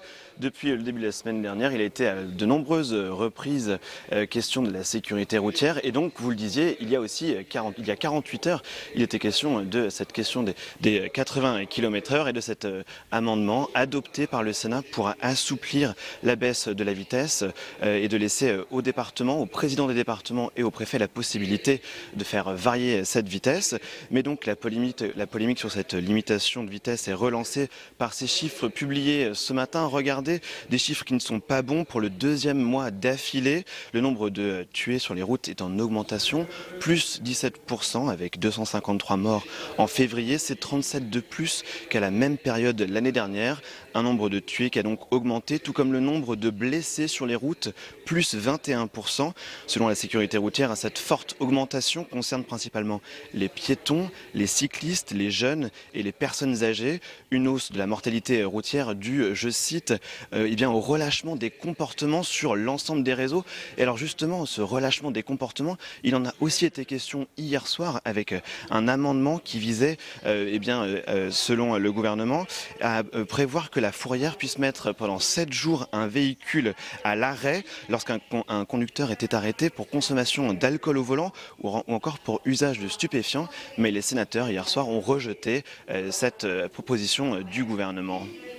Merci beaucoup Quentin pour ces précisions et on vous retrouve tout au long de cette édition. On va continuer les réactions avec vous Alexandre Poussard, avec le président de la commission de l'aménagement du territoire, le sénateur centriste Hervé Maurey. Hervé Maurey, les chiffres de la mortalité routière sont en hausse. Est-ce que cela signifie l'échec de la limitation à 80 km/h ? Écoutez, j'observe que c'est le 2e mois consécutif où on a une augmentation de la mortalité sur la route, et une augmentation assez forte. Cela montre bien que, contrairement à ce qu'avait clamé haut et fort le Premier ministre à la fin de l'année 2018, la limitation de vitesse à 80 km/h n'a pas eu les effets escomptés. Le Premier ministre était très fier d'annoncer une baisse de 5% de la mortalité en 2018. Sur le seul mois de février, on a une hausse de 17% et même de 22% pour les accidents corporels. Donc est-ce que le gouvernement a un peu joué avec les chiffres finalement ? Le gouvernement a été, tout le monde le sait, sur cette mesure très hâtif dans sa décision, très excessif dans le fait qu'elle soit généralisée à l'ensemble des voiries. Et je crois que tout le monde, y compris au sein de l'exécutif, et le président de la République lui-même l'a clairement laissé entendre lors du grand débat, tout le monde est d'accord pour dire que cette mesure telle qu'elle a été mise en place n'est pas satisfaisante. Et en plus, on découvre aujourd'hui qu'elle n'est pas efficace. Donc je crois que tout ça va dans le sens de ce que nous avons voté au Sénat, c'est-à-dire une remise en cause de cette généralisation de la limitation de vitesse à 80 km/h. Je crois qu'il faut faire ça avec beaucoup plus de discernement, en laissant, comme on l'a voté au Sénat, les départements décider en fonction de la dangerosité de chaque voirie. Est-ce qu'il faut, selon vous, poursuivre l'évaluation de cette mesure ou donner tout de suite le pouvoir au département? Moi, je crois qu'il faut, et c'est ce que nous avions proposé au moment de la mise en œuvre de cette réforme, il faut que ce soit dans les départements, que les acteurs locaux, les présidents de départements, qui connaissent bien leur territoire, qui connaissent bien la dangerosité ou non des voiries, modulent la vitesse en fonction de la réalité. Et une fois de plus, on voit bien que le gouvernement aurait été bien inspiré d'écouter le Sénat. C'est ce qu'on a proposé il y a maintenant plusieurs mois, et on voit aujourd'hui que c'est ce vers quoi il faut tendre. Alors le gouvernement invoque aussi la destruction des radars comme cause essentielle de cette hausse de la mortalité routière. Est-ce que cette destruction des radars a influé sur la conduite des automobilistes? Écoutez, on peut imaginer que le fait qu'il y ait eu des radars détruits a pu entraîner certains comportements, mais je pense que c'est très court comme explication et que ça ne justifie absolument pas cette très forte augmentation. Je crois que les faits sont là et ils montrent encore une fois que la limitation de vitesse à 80 km/h a eu un seul effet, c'est d'exaspérer les Français. Alors les sénateurs ont parlé sécurité routière hier pendant l'examen du projet de loi mobilité et le Sénat a rejeté une mesure proposée par le gouvernement qui permettait de mettre à la fourrière pendant 7 jours la voiture d'un conducteur pris en flagrant délit d'alcool au volant. Qu'est-ce que vous pensez de cette mesure ? Cette mesure elle a été rejetée parce que c'était un pouvoir qui était donné de manière discrétionnaire au préfet et que comme nous sommes attachés aux libertés publiques, on préfère confier des pouvoirs, surtout des pouvoirs exorbitants par rapport aux droits et aux libertés individuelles, on préfère confier ces pouvoirs au juge qu'au préfet qui est une autorité administrative. Et plus globalement, est-ce qu'il faut durcir les sanctions contre les délits routiers pour avoir une politique de sécurité routière plus efficace ? J'ai le sentiment que l'arsenal juridique est là, qu'il est appliqué, donc je pense que ce n'est pas dans cette direction qu'il faut s'orienter. Il faut être dans une direction où il y a beaucoup plus d'adaptation par rapport à la réalité du terrain, encore une fois. Très bien. Merci beaucoup Hervé Moret d'avoir répondu à mes questions. Comment expliquer cette hausse? Comment endiguer le nombre de tués sur les routes? Dans notre débat tout de suite avec Michèle Vullien. Bonjour, merci d'être avec nous. Vous êtes sénatrice centriste du Rhône. Michel Raison est également sur ce plateau, sénateur LR de la Haute-Saône. Puis j'accueille Anne Lavaux. Bonjour, merci d'avoir accepté l'invitation de Public Sénat, déléguée générale de l'association de prévention routière. Votre réaction, Michel Raison, puisqu'on voit que ces chiffres de la sécurité routière sont très mauvais. Deuxième hausse consécutive pour l'année 2019. C'est inquiétant, justement, pour cette mortalité routière? Alors déjà, ma première réaction, c'est qu'on est en train de parler de chiffres de gens qui ont perdu la vie. Donc c'est quand même une discussion toujours délicate et difficile. La deuxième remarque, c'est qu'on sait que, par exemple, l'expérimentation, il faut qu'elle dure 1 an à 2 ans pour savoir si elle porte ses fruits. Donc on ne peut pas l'analyser sur 1 mois. C'est comme le chômage, on a beaucoup gagné. Est-ce que le chômage, on ne le commande plus tous les mois parce que ça devenait ridicule? Troisième remarque, là moi j'ai pas du tout décortiqué les chiffres, je ne sais pas où ces gens ont perdu la vie. Et apparemment il y a des piétons et des cyclistes en plus, donc si c'est des piétons, c'est déjà lié ni aux 80 ni au radar. Après il faut décortiquer tout ça, savoir où ça a eu lieu. Ensuite, il faut savoir s'il y a eu 2 ou 3 gros accidents. Ensuite, je ne sais pas si ce chiffre a été comparé textuellement avec le mois de février de l'année dernière. Et si tel est le cas, est-ce que le mois de février était particulièrement bon en baisse de mortalité? Donc c'est très difficile de vouloir... ce serait prétentieux même de vouloir analyser des chiffres comme ça et de donner, parce que ça nous arrange, telle ou telle cause. La seule cause. Alors on a le détail, on sait que ça fait 37 personnes de plus qu'en février 2018, justement, cette hausse. Les autorités... c'est pas où. Il faut regarder tout le détail. Les autorités disent bien qu'il faut imputer cette hausse notamment aux dégradations de radars, des gilets jaunes ou encore des anti-80 km/h. Alors, je rejoins tout à fait l'analyse de M. Raison par rapport à ces chiffres-là. Tous les mois, nous avons ces chiffres et derrière ces chiffres, ce sont des drames. Vous avez tout à fait raison de le rappeler. Et ce sont de plus en plus de drames et c'est ça qui inquiète notre association. Après, la complexité de l'accidentologie ne peut pas se résumer en un communiqué de presse de quelques lignes. Et c'est vrai que lorsque l'on regarde les chiffres de ce mois de février, qui est dramatique parce que plus 17% de l'accidentalité des morts sur la route, c'est beaucoup, plus 22% du nombre d'accidents corporels et du nombre de blessés, c'est énorme. Donc ça veut dire qu'il y a quand même une préoccupation. Mais attention de tirer des conclusions trop hâtives derrière un seul chiffre. Parce que c'est vrai quand on voit que ce sont les populations qu'on appelle vulnérables, c'est-à-dire les cyclistes, les piétons, les plus de 65 ans qui sont particulièrement touchés, on ne peut pas attribuer cette mortalité spécifiquement en la corrélant à un sujet qui nous préoccupe depuis un moment.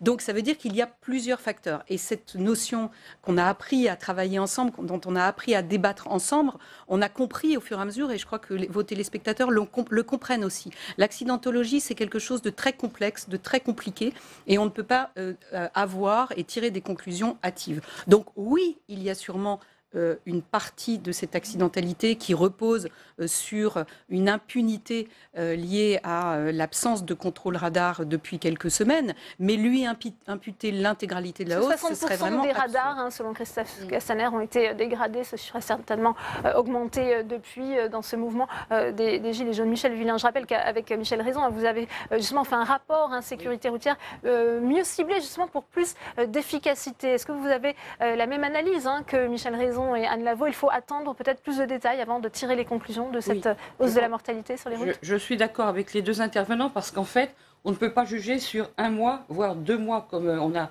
janvier et février. Il faut analyser plus finement.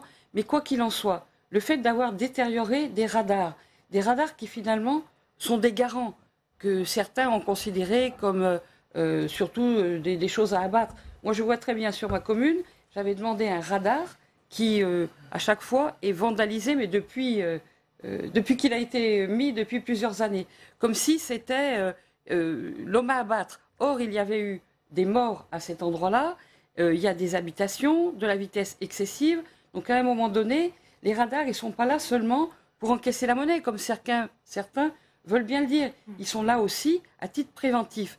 Et on se rend compte, malheureusement, que cette peur du gendarme, qui est derrière la peur du radar, quand il n'y a plus les radars, eh bien, il y a sûrement un laisser-aller. Je ne dis pas que tous les chiffres sont imputables à ça, parce que, Madame Lavaux, vous l'avez bien dit de façon claire, on voit bien que ce sont des publics fragiles, ça peut être des piétons, des vélos, des personnes âgées, des enfants, et on voit que l'ensemble indique un relâchement. Et je pense que c'est ce relâchement, c'est jamais gagné. C'est jamais gagné. Le Premier ministre avait voulu faire de la cause de cette cause terrible, qui finalement... Et vous l'avez dit l'un et l'autre, au-delà des chiffres, c'est des drames familiaux et qui peuvent être très, très et pourtant, éprouvants. Michel Vullien, ça a été rappelé, vous parlez de relâchement. Oui. Avant-hier, le Sénat a donc voté dans le cadre de la loi mobilité, justement pour ce que vous proposez dans votre rapport, de laisser le libre choix au département bien de mettre en œuvre cet abaissement de la vitesse à 80 km/h pour les routes secondaires. Moi, je crois que les territoires et de responsabiliser les territoires, de responsabiliser finalement le gestionnaire de voirie, qui est le président du conseil, le président ou la présidente du conseil départemental, et le préfet de région, qui connaissent leur territoire, qui savent aussi dire à quel endroit il faudra peut-être mettre des gendarmes, mettre des jumelles, même si ça ne fait pas plaisir. Ils le savent. Ils savent peut-être qu'à certains endroits, il n'y a jamais eu d'accident notable, qu'il faut peut-être là lâcher un peu, mais que peut-être à d'autres endroits, il faut descendre à 70. Et je pense qu'il faut faire confiance à l'intelligence des territoires. Michel Raison. Alors, il faut surtout faire confiance, en effet, aux élus. Et le gouvernement ne faisait plus confiance aux élus. C'est comme ça qu'il y a eu un certain nombre de mouvements et que le grand débat, je ne crois pas beaucoup au grand débat, a été instauré, mais je vais y revenir. Mais aujourd'hui, les présidents de département et les préfets, ils avaient le droit de baisser la vitesse. Et ils le faisaient. Moi, j'ai vu même intervenir et discuter. Il dit, c'est plus possible, il y a eu des accidents trop dangereux, il y a un mot, il y a un croisement, mettez-moi ça à 70. Ils le mettaient. Dans nos villes, on a baissé la vitesse, on a mis des zones à 30.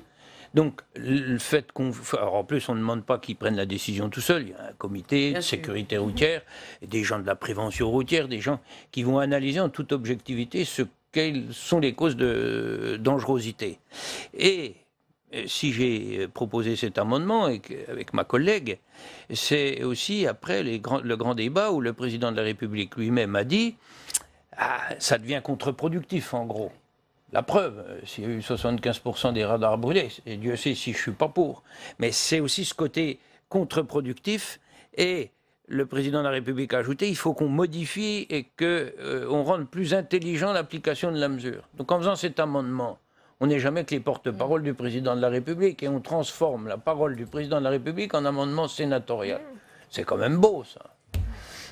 Est-ce que vous êtes d'accord, vous, Anne Lavaux, justement, sur cette liberté laissée au président de département d'abaisser ou non cette vitesse à 80 km/h? On voit aussi peut-être que ces chiffres peuvent interroger sur l'efficacité d'une telle mesure. Alors, reprenons les chiffres et ensuite développons. Donc les chiffres, on l'a bien dit tous ensemble, on ne peut pas attribuer cette augmentation très importante de la mortalité de ce mois de février uniquement à la vitesse. Souvenez-vous, on a eu comme une espèce de printemps incroyable sur les 10 derniers jours de février et on sait que dès que les beaux jours arrivent, les vélos ressortent.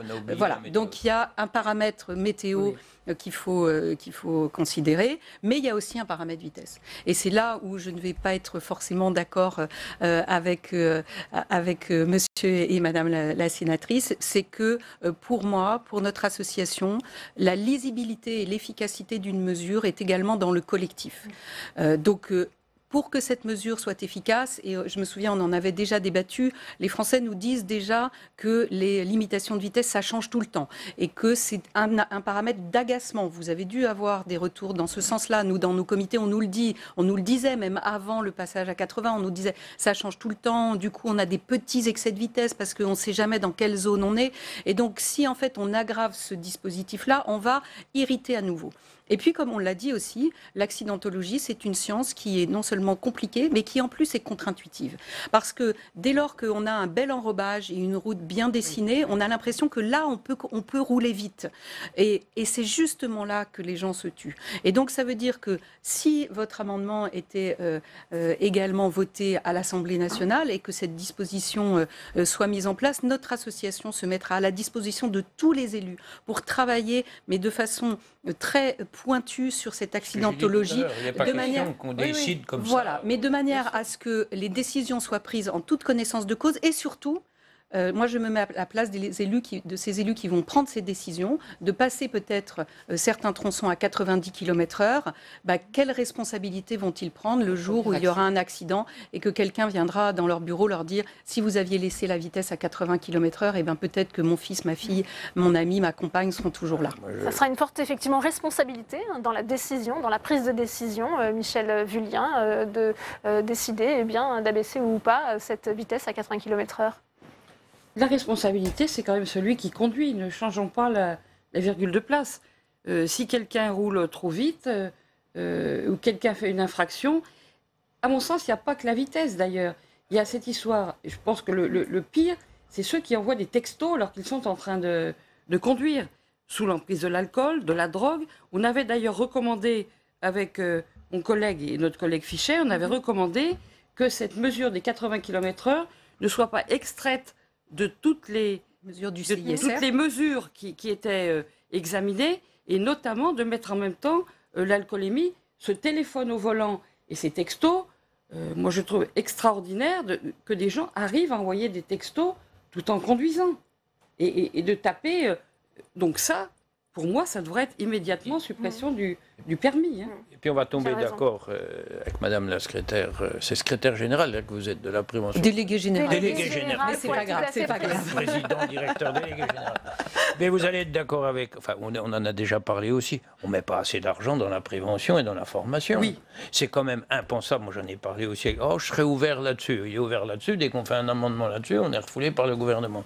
Il faut... sur le milliard d'euros enfin c'est plus le milliard aujourd'hui, mais on était basé sur un petit milliard d'euros de PV uniquement des radars fixes, on pourrait quand même en prendre un peu plus pour mettre sur la prévention. Et au niveau scolaire, quand on apprend les élèves à trier les déchets, les tripes, ils apprennent aux parents à trier les déchets. Donc il y a un effort considérable à faire dans ce domaine. Mais quand on parle de responsabilité, vous savez, un maire, le maire est habillé, quand on prend le maire, mais le président ou la présidente de département, c'est pareil, ils savent ce que c'est que la responsabilité. Un pylône pourri qui tombe, il y en a qui sont allés en prison avec ça. Mais en effet, si l'accident a lieu parce que le gars il roulait trop vite ou qu'il a doublé dans un dessus-de-côte, c'est quand même pas de la faute du président des départements. Oui. Donc il ne faut pas non plus... Là, je pense pas que ce soit un bon argument. Ça. Ouais. Anne Lavaux estimait aussi qu'il faut une plus de lisibilité, de visibilité et avoir une vision peut-être un peu plus collective. Il n'y en a toujours pas plus après les 80 qu'avant les 80, et il n'y en aura pas moins après lorsqu'on modulera, parce qu'il y a déjà des zones à 62, puis il y a toutes les routes à 110. où il y a des tronçons à 90. Moi, j'ai déjà eu des pertes de points sur des routes à 110 parce que je n'avais pas vu le panneau à 90. Et donc, sur ces routes-là, c'est compliqué aussi. On les oublie. Il y a aussi toutes ces routes-là. Il y a des morts aussi sur ces routes-là. Et sur les autres routes, moi, j'ai un exemple. À la sortie des hameaux, j'ai le panneau, on est à 70. Il y a le panneau fin de limitation de vitesse, j'ai mesuré, hein. Enfin au compteur d'auto. 250 mètres plus loin, j'ai le panneau à 80, donc. Après, je repasse à 70, 200 mètres plus loin. Puis 200 mètres plus loin, j'ai le panneau à 50 parce que je rentre dans le village. Donc là, c'est pas de la faute des 90 qu'on va remettre. Hein. Oui, mais c'est peut-être pour ça qu'il faut aussi de la visibilité, de la lisibilité, ça serait Michel peut-être Vullien. l'occasion de la rendre, ça bouleverserait un peu le système. Michel Vullien. Vous avez raison. Je pense que ça, sur les interdictions, il faut remettre tout à plat, comme la même façon, je vois sur l'agglomération lyonnaise, hein, on a essayé de remettre à plat, c'est pas complètement fini, mais les interdictions, par exemple, de circuler pour les camions, pour les tonnages, où suivant les communes, ça changeait. Et là, c'est pareil, sur la vitesse, les 70, on repasse à 50, ce que vient de dire mon collègue. Et à un moment donné, il faut que quelqu'un remette ça à plat. C'est un travail quand même de longue haleine. Il faut demander les arrêtés, il faut demander... Il y a un travail de fourmi à faire, mais qui sera sans doute payant. Ouais. Mais est-ce que vous pensez justement que cette hausse de la mortalité routière, c'est sur les 2 premiers mois de l'année 2019 aussi, ça remet aussi un peu en cause l'efficacité de cette mesure sur les 80 km/h, en dehors du débat qu'il y a eu au Sénat? Sincèrement, on est incapable, enfin moi personnellement, je suis incapable de le dire. Je ne sais pas où ont eu lieu les accidents, je ne sais pas quelle est la corrélation entre le 80 et les accidents dont on a eu le chiffre brut. Et moi, j'ai eu le chiffre dans la presse. Je n'ai pas plus d'éléments que le citoyen qui l'a lu dans la presse. Il y a des interrogations sur ces chiffres contre, aussi. Sur l'histoire des radars, vous savez, moi je roule beaucoup, et pas en milieu de semaine, mais le lundi, le mardi, le dimanche. D'abord, maintenant, je respecte beaucoup plus que quand j'étais plus jeune. Mais je fais attention aussi au cas où il y a un radar. Et les radars, moi, je ne sais pas s'il est effectif ou pas. Donc, les gens font toujours attention. Et je pense que les gendarmes ont un tout petit peu redoublé aussi de contrôle mobile, comme il y avait des radars. Donc, les gens font quand même attention. Et tu parlais tout à l'heure des radars fixes avec la peur du gendarme. Mais le radar fixe, le gendarme reste plus efficace. D'abord parce que le gendarme, il peut voir autre chose. Et quand les gens ont vu un gendarme au bord de la route, ils rectifient beaucoup plus longtemps qu'avec un radar. Le gendarme est très utile au bord de la route. Bien sûr. Vous parlez des manques de moyens de la prévention routière, justement, avec ces radars vandalisés. Ça va faire un manque à gagner, justement, dans les recettes pour l'État et donc dans l'argent qui vous est alloué? Alors, c'est effectivement un vrai sujet. La prévention nécessite des moyens et par rapport à la prévention, il faut la foi du charbonnier pour croire que ça fonctionne. Donc, on a besoin effectivement de représentants qui sont convaincus qu'agir en prévention et dès le plus jeune âge, c'est aussi l'efficacité sur les générations à venir. Donc ça, merci beaucoup pour soutenir cette cause. Après, c'est vrai que les radars qui ont été détruits et vandalisés, et si on en croit le fait qu'il y a des remontées sur la vitesse, puisque même s'il y a un sac poubelle dessus ou s'ils sont peinturlurés, ils continuent à flasher quand il y a des excès de vitesse. Donc on nous a donné des chiffres qui sont un peu effroyables. Ils sont vandalisés, qui ne fonctionnent pas. Exactement, sauf ceux qui ont été totalement détruits. Mais ceux qui ne sont juste qu'empaquetés dans un sac poubelle ou peinturlurés continuent à fonctionner. Et là, les chiffres qui ressortent, c'est qu'effectivement, il y a une augmentation de la vitesse. Donc moi, je pense à l'efficacité, j'en suis convaincue, des radars pour faire baisser la vitesse. Et je suis convaincue que baisser la vitesse, c'est aussi réduire l'accidentalité.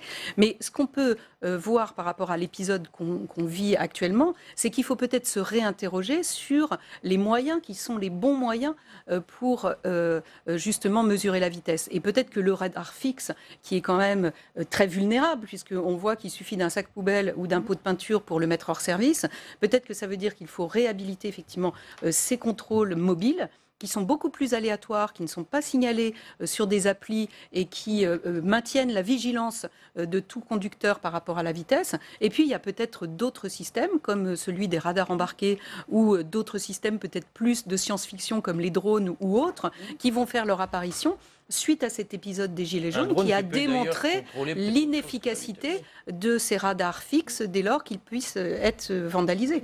On sait que le chef de l'État... Pardon, Michel Raison. Emmanuel Macron a d'ailleurs réagi à ces chiffres de la sécurité routière. Vous le savez, il est à Angers dans le Maine-et-Loire. Il a été interpellé justement par un maire qui était choqué par la dégradation des radars. Et bien pour lui, il a dénoncé des comportements, je cite, inadmissibles. Le chef d'État fait bien, lui, le lien entre justement cette dégradation des radars et cette mortalité en hausse sur les routes. Michel Raison. Il se trompe, le chef d'État? Je vous dis, moi j'en sais strictement rien. C'est pas impossible qu'il y ait une petite influence. Il ne faut pas oublier non plus qu'on était dans une telle pente descendante que tout d'un coup, c'est quand même plus compliqué de continuer la descente. On était arrivé, c'est un peu plus compliqué. Mais il y a peut-être une petite influence de ça. Mais ce qui est sûr, c'est que ce qu'on a dénoncé, nous, au printemps, c'est... On était arrivé, l'aspect psychologique, je suis d'accord sur le côté technique de la vitesse. Si on roulait tous à 50, ça serait moins grave les accidents que si on roulait à 100. Mais quand on arrive à un tel niveau d'inacceptabilité, ça devient contre-productif. Et les gens sont plus énervés sur la route. Je roule, je les vois, on est que sur des routes à 80. Moi. Eh bien, on voit bien comment ça fonctionne moins bien après qu'avant. Donc tout ça, ça a été un ensemble qui font que les gens ont été un peu plus vifs et ça a été contre-productif. Anne Lavaux, vous n'êtes pas d'accord? Oui, non, sur l'impact, sur les mots du président, c'est vrai. Enfin, on ne peut pas dire que ce plus 17% soit totalement étranger à l'augmentation de la vitesse. Il y a sûrement un des paramètres. La seule chose qu'on peut dire, et on est tombé d'accord, c'est qu'on n'a pas forcément les détails pour dire exactement quel est le paramètre. Après, ce que je voulais dire, c'est... cette augmentation, elle n'est pas par rapport au mois précédent, elle est par rapport à février 2018. Février 2018 qui lui-même était en hausse, je reprends par rapport à la question que vous vous posiez tout à l'heure, qui était en hausse de 5,9% par rapport à février 2017. Non, mais j'ai pris le temps et c'est avec grand plaisir que je partage avec vous cette donnée. Donc ça veut dire qu'on était quand même sur un mois de février 2017 qui était déjà 2018 qui était déjà en hausse, alors que souvenez-vous, le débat sur le 80 battait son plein et on a vu après février la mortalité commencer à baisser considérablement, alors même que la mesure n'était pas en place. On avait eu une baisse fin 2017, ça tient pas. Ça, on avait eu une baisse fin 2017 aussi. Sur les deux derniers mois de 2017. Donc c'est pour ça quand même. Michel Villien, ensuite, on arrive bientôt au terme de ce débat aussi. On a vu ce vote du Sénat sur la proposition du gouvernement d'immobiliser, enfin du moins de mettre en fourrière les véhicules pour les conducteurs qui auraient consommé de l'alcool ou des stupéfiants. Le Sénat s'y est opposé, c'est bien ça? Alors moi, je dois avouer que j'étais pas en séance à ce moment-là. Michel Villien. Bon, j'étais en séance, mais effectivement, c'est à un moment donné de dire, je pense qu'il y a des moments où ça sera mis en fourrière, parce que c'est possible.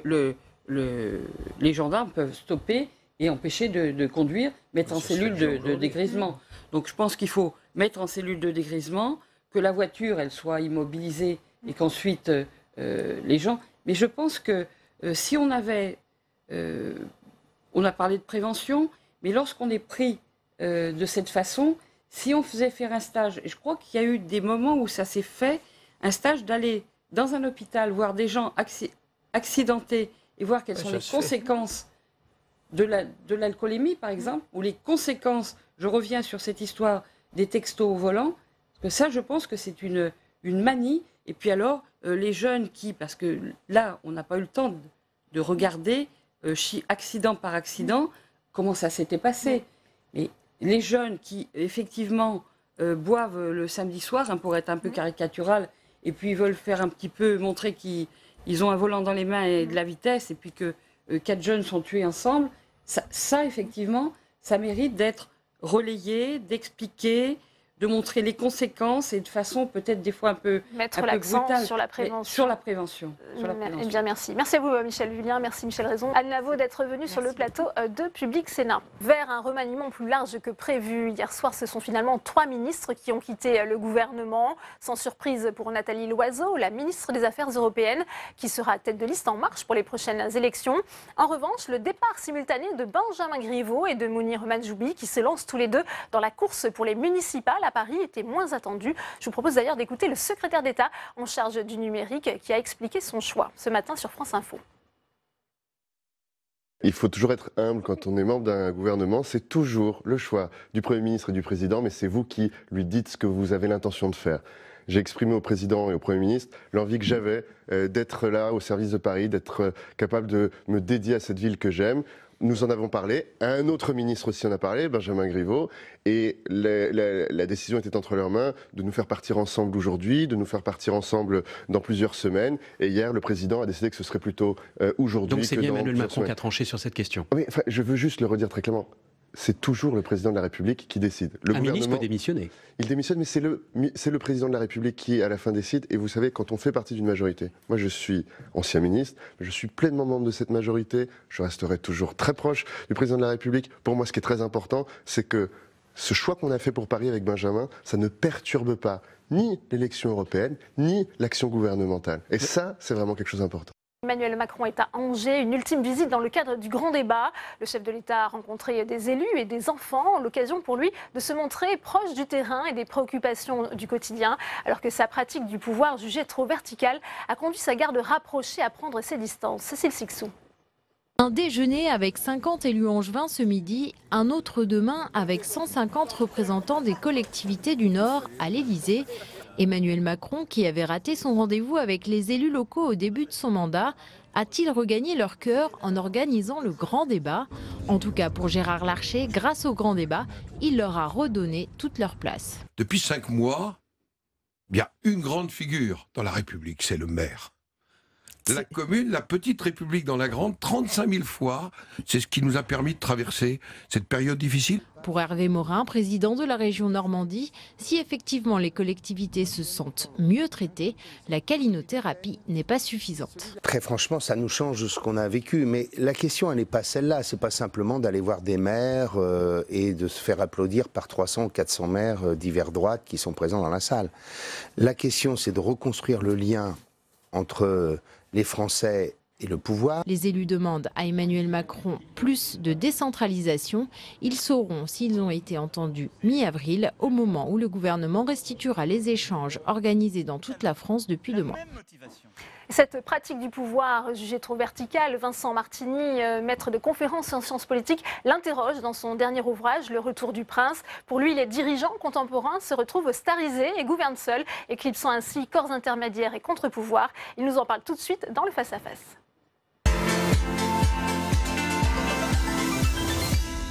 Bonjour Vincent Martini, merci d'avoir accepté notre invitation.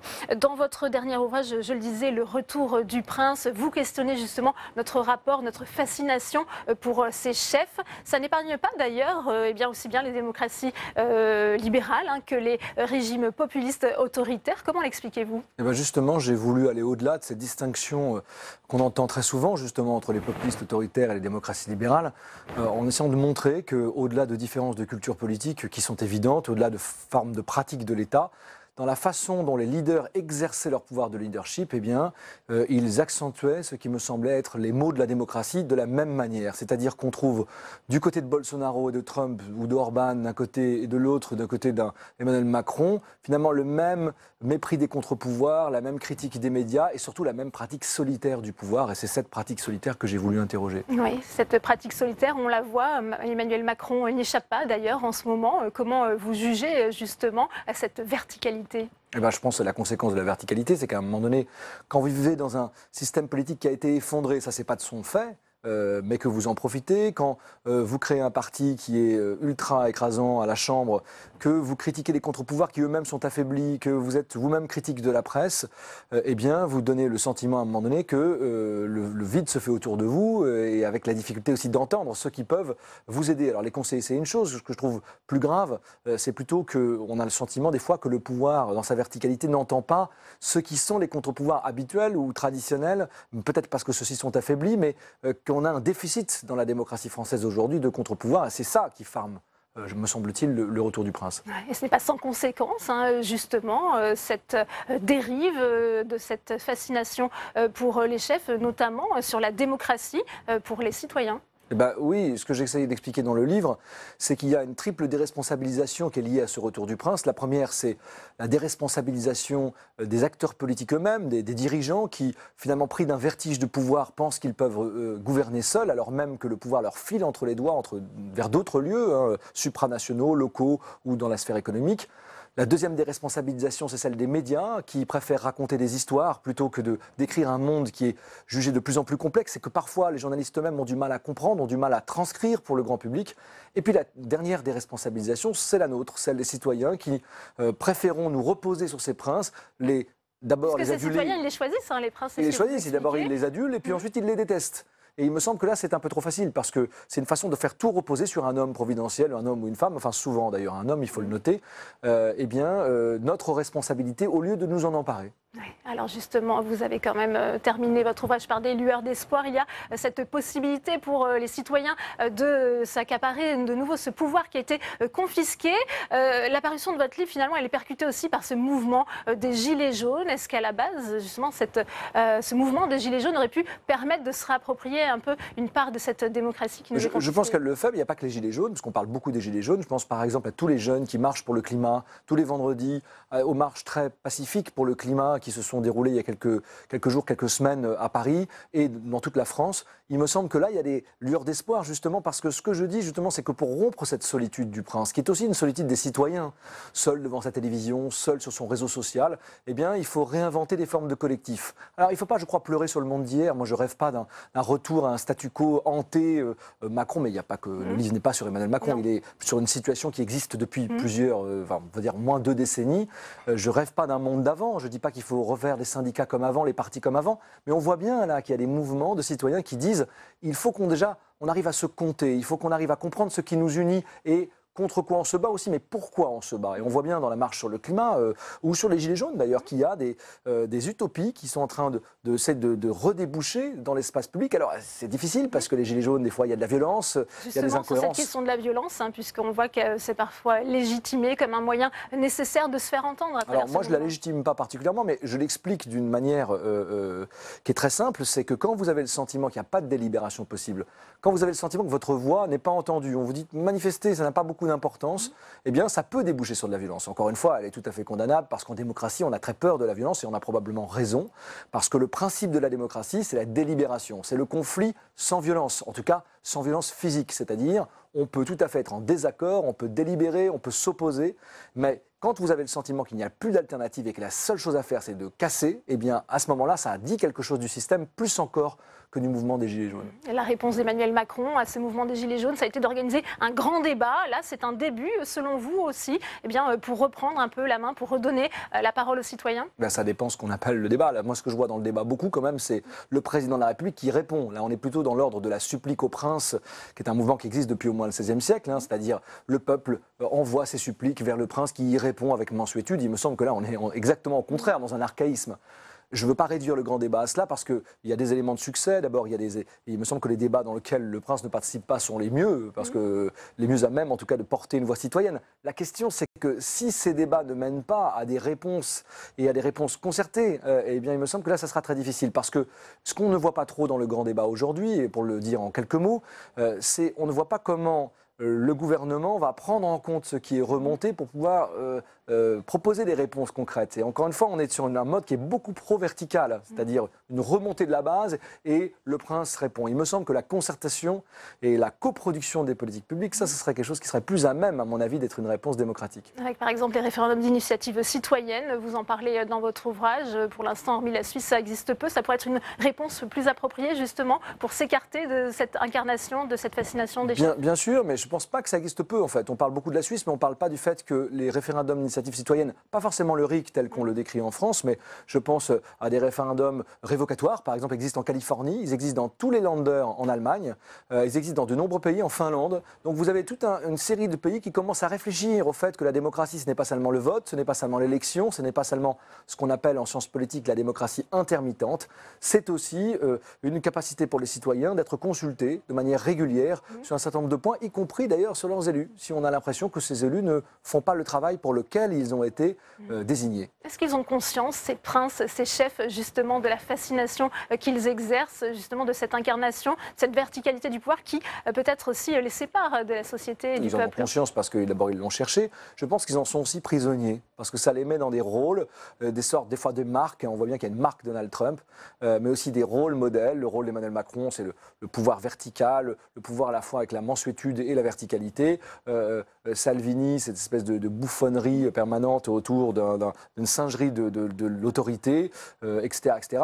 Moi, j'ai l'impression plutôt que ces princes, ils n'ont rien à gagner à partager ce pouvoir et qu'en fait, d'une certaine manière, il y a des formes d'incarnation qui confisquent le pouvoir, c'est ça que je dénonce, mais il y a aussi des formes d'incarnation, parce que je pense qu'il faut des chefs, il faut des princes, pas des princes, il faut des leaders, il faut des dirigeants, mais que ces dirigeants, il faut qu'ils aient conscience que leur autorité peut être un encouragement à notre capacité d'agir, à nous aider à être une collectivité, une communauté politique. Si on a l'impression que le prince veut gouverner seul et qu'il veut juste penser à être plutôt qu'à faire, c'est là où les problèmes commencent. Eh bien, merci beaucoup Vincent Martini. Je rappelle le nom de votre ouvrage, Le Retour du Prince, aux éditions Flammarion. Merci d'être venu sur ce plateau. Merci à vous. C'est l'heure de votre rendez-vous sénateur à domicile. Aujourd'hui consacré à l'industrie du luxe qui représente en France 150 milliards d'euros de chiffre d'affaires et près de 600 000 emplois. Depuis de nombreuses années, la sénatrice Les Républicains de Paris, Catherine Dumas, défend ses métiers d'art et de savoir-faire traditionnel. Marie Brémaud l'a suivie au contact d'artisans d'excellence. Regardez. Au fond d'une cour parisienne, derrière cette porte, se cache en quelque sorte un trésor. Depuis 100 ans, les ateliers Midaven sont installés ici. On y travaille la laque, un savoir-faire d'exception qui se vend surtout à l'étranger. Ça part à Madrid. Ça s'en va à Doha. C'est très beau. Pérenniser cette activité, la soutenir, la sénatrice Catherine Dumas rencontre souvent la chef d'entreprise Anne Midaven qui se bat au quotidien pour la survie de son atelier. On a la chance, grâce à Catherine, on a travaillé longtemps à créer le crédit d'impôt métier d'art. Ouais. Ce crédit d'impôt, on aimerait qu'il soit prolongé. Pour l'instant, il est limité en montant. Peut-être qu'on pourrait le réouvrir un peu plus pour des entreprises de moins de 50. Il y a un vrai travail à faire pour qu'on subsiste. Depuis des années, Catherine Dumas met à l'honneur ses métiers d'art, d'excellence et du luxe. Un combat qu'elle a dû expliquer auprès de certains de ses collègues dans l'hémicycle. Ça pouvait, aux yeux de certains, et quand je dis certains, collègues sénateurs, peut-être paraître un peu superficiel et en tout cas pas les sujets sérieux du Sénat. Et j'ai dû faire tout un travail pour expliquer combien c'était important, parce qu'en fait cela représente d'abord notre culture, hein, le patrimoine de notre pays. C'est un pan de l'économie très important, donc ce sont aussi beaucoup d'emplois, en plus des emplois non délocalisables, des emplois qui ont une grosse valeur ajoutée. Chapeliers, modistes, joailliers, plumassiers, ces vieilles maisons, ces petites mains qui font aussi la haute couture, auraient pu disparaître. La maison, le marié, c'est les plumes bien évidemment, mais c'est pas que les plumes, on fait beaucoup de fleurs. En 1996, Chanel décide de créer un groupement alors unique en son genre, par affection. C'était vraiment une volonté extraordinaire de la maison Chanel, c'est-à-dire de pérenniser des savoir-faire et de reprendre des maisons qui avaient un vrai problème, c'est-à-dire qu'il y avait un portefeuille de commandes important, il y avait une vraie légitimité, un vrai savoir-faire unique, mais il n'y avait pas de successeur. Aujourd'hui, 27 maisons sont réunies dans ce groupement, mais elles gardent une grande liberté. Elles travaillent pour Chanel, mais également d'autres clients.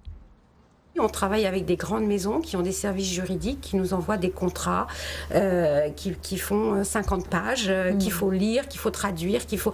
Bon, ici, on était un atelier, quoi. Donc, si on n'est pas adossé à une maison comme Chanel qui nous apporte cette aide-là, eh ben, on laisse traîner, on perd le client, ça ne va pas. Pour toutes ces maisons et ces métiers d'art, l'avenir passe par la formation des plus jeunes. Si des partenariats avec certains lycées ont été passés, les formations à l'artisanat d'art restent rares et méconnues. Vous avez le diplôme de meilleur apprenti? Non, pas encore. Donc là, voilà, vous travaillez pour. Bon, ben alors on vous souhaite bonne chance. Bon. À la Haute École de Joaillerie, située à Paris, on a donc décidé de s'étendre sur le territoire. Une nécessité pour s'adapter aux besoins des professionnels. Il y a aussi des besoins dans les bassins d'emploi, tels que Reims, où il y a des entreprises de luxe qui sont installées, mais aussi des artisans et des petites entreprises. De la même façon dans le sud, donc nous allons ouvrir une antenne à Aix-en-Provence. Des formations sur mesure, encourager les vocations. Ici, ce sont aussi en quelque sorte les futurs ambassadeurs de la France que l'on forme. Tous ces jeunes qui vont être formés après portent nos valeurs d'artisanat d'art, ce que la France fait de meilleur et qu'on puisse le porter à travers le monde et puis surtout le faire perdurer. Et tout de suite, c'est l'heure de notre rendez-vous du lundi, sénateur à domicile.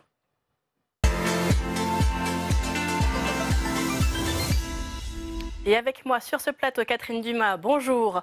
Sénatrice Les Républicains de Paris, vice-présidente de la Commission de la Culture. On vient de vous voir dans ce reportage de Marie Brémaud.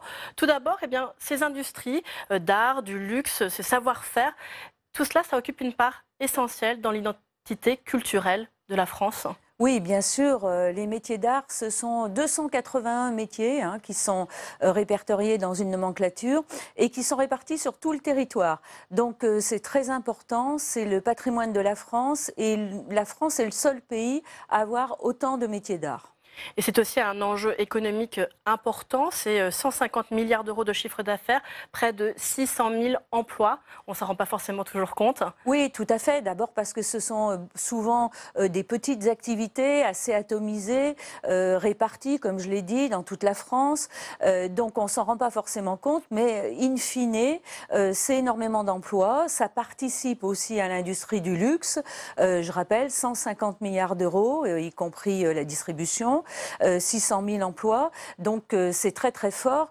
C'est un poids économique, ce sont des emplois aussi non délocalisables, comme j'aime le dire, qui restent sur notre territoire et sont des emplois à très forte valeur ajoutée. Il y a 10 ans, vous remettiez un rapport sur ces industries. Vous faisiez 3 préconisations. Encourager et généraliser l'innovation, améliorer la reconnaissance spécifique des métiers d'art et enfin préserver le patrimoine national constitué par ces métiers. Est-ce que ces préconisations, pour vous, elles sont toujours valables aujourd'hui? Est-ce qu'aujourd'hui, on a avancé sur ce que vous demandiez? Oui, alors c'est vrai que ce rapport a 10 ans. D'ailleurs, j'ai un collègue qui vient de rendre un autre rapport, mais dans d'autres directions. Beaucoup des préconisations que j'avais faites à l'époque ont été réalisées. D'ailleurs, grâce au ministre de la Culture de l'époque, Frédéric Mitterrand, qui était très très sensible aux métiers d'art et qui m'a beaucoup aidée. C'est vrai que j'avais beaucoup insisté sur la reconnaissance de ces métiers. On a beaucoup travaillé là-dessus. On a augmenté le nombre de diplômes. C'est très très important que l'on remette des diplômes parce que les jeunes sont fiers de travailler dans ces métiers. J'avais travaillé également sur l'évolution des métiers d'art et notamment l'innovation, le design, qu'on ne soit pas avec l'image de l'artisan dans un atelier poussiéreux, qu'on voit que le métier d'art, c'est aussi l'utilisation de méthodes nouvelles, c'est, j'aime bien le dire, la cohabitation entre le savoir-faire traditionnel, je parle souvent du ciseau à bois, mais aussi de l'ordinateur, par exemple. À quel problème aujourd'hui, pour vous, ces métiers doivent-ils encore faire face? Alors, il y a un problème de visibilité. Il faut que les métiers d'art soient encore mieux connus. C'est vrai que les jeunes qui sont en recherche de métiers, qui sont à l'école, ne connaissent pas toujours suffisamment ces métiers d'art. Et je pense que si on les faisait mieux connaître, on pourrait détecter, je dirais, des vocations, des passions, parce que ce sont des métiers de passion, très tôt, et on pourrait les diriger vers ces écoles. Catherine Dumas, nous sommes dans un contexte particulier, celui de la crise des Gilets jaunes, déjà depuis de nombreuses semaines en France. De quelle manière jugez-vous que cette crise a impacté bien justement cette industrie du luxe en France? On pense bien sûr au saccage, et il y a une dizaine de jours, des Champs-Élysées. Bien sûr, comme élue de Paris, je suis particulièrement sensible à tout ce qui se passe. Et c'est vrai que ça impacte énormément, notamment le tourisme à Paris. Tout récemment encore, j'ai rencontré des étrangers qui sont des gros acheteurs de métiers d'art et qui commandent énormément et qui disaient qu'ils ne venaient pas à Paris parce qu'ils avaient peur. On parle aussi de l'Asie, le président chinois est là, mais beaucoup d'Asiatiques n'osent pas venir en ce moment parce qu'en fait, nous avons l'image de la France pour tout à fait des images terribles qui défilent sur toutes les chaînes dans le monde et c'est vrai que ça donne une mauvaise image de la France. Donc je souhaite que tout ceci s'arrange, qu'on trouve les solutions, que le président puisse enfin apporter des solutions pour qu'on sorte de ces images terribles que l'on voit chaque semaine. Est-ce que vous êtes satisfaite que les manifestations étaient interdites justement samedi dernier sur les Champs-Élysées? On a vu que tout de même les personnes ne revenaient pas pour autant sur les Champs-Élysées. Beaucoup de commerces ont dit on n'a pas eu tellement plus de monde pour autant. Oui, je pense qu'en effet, si ça s'est mieux passé, d'abord il faut que ça dure. Et puis, il y a une ambiance morose à Paris. Le climat n'est pas bon, les touristes donc ne sont pas là pour beaucoup d'entre eux. Et les Parisiens eux-mêmes d'ailleurs ont pris cette habitude de ne pas sortir le samedi. Donc il ne faut pas sous-estimer, au-delà de l'impact économique qui est terrible pour le commerce parisien. Ça a changé les habitudes pour complet. Il y a un impact psychologique très fort. Et c'est vrai vrai qu'il y a une certaine tristesse dans Paris. Pour finir sur une note un petit peu plus souriante, Catherine Dumas, où en êtes-vous de la reconnaissance au patrimoine mondial de l'UNESCO de la baguette? On sait que c'est l'un de vos combats également. Exactement. Alors en effet, c'est une note plus souriante et surtout une note qui fédère, parce que le dossier de la baguette, c'est un dossier fédérateur de l'ensemble du territoire français, 35 000 boulangers, presque autant que de communes, donc des liens très importants avec le territoire. Alors c'est un dossier qui a été suivi par le président de la République. Il m'a assuré que la baguette serait reconnue, que la France présenterait ce dossier, donc ça ne va pas se faire cette année, mais la prochaine session, c'est un dossier qui devrait être présenté par la France. Eh bien, c'est un dossier à suivre. Merci beaucoup Catherine Dumas d'avoir répondu à mes questions. C'est la fin de cette édition. Merci à vous de l'avoir suivi. À 18h, ne manquez pas, on va plus loin, présenté par Rebecca Fitoussi. Bonne soirée et à demain.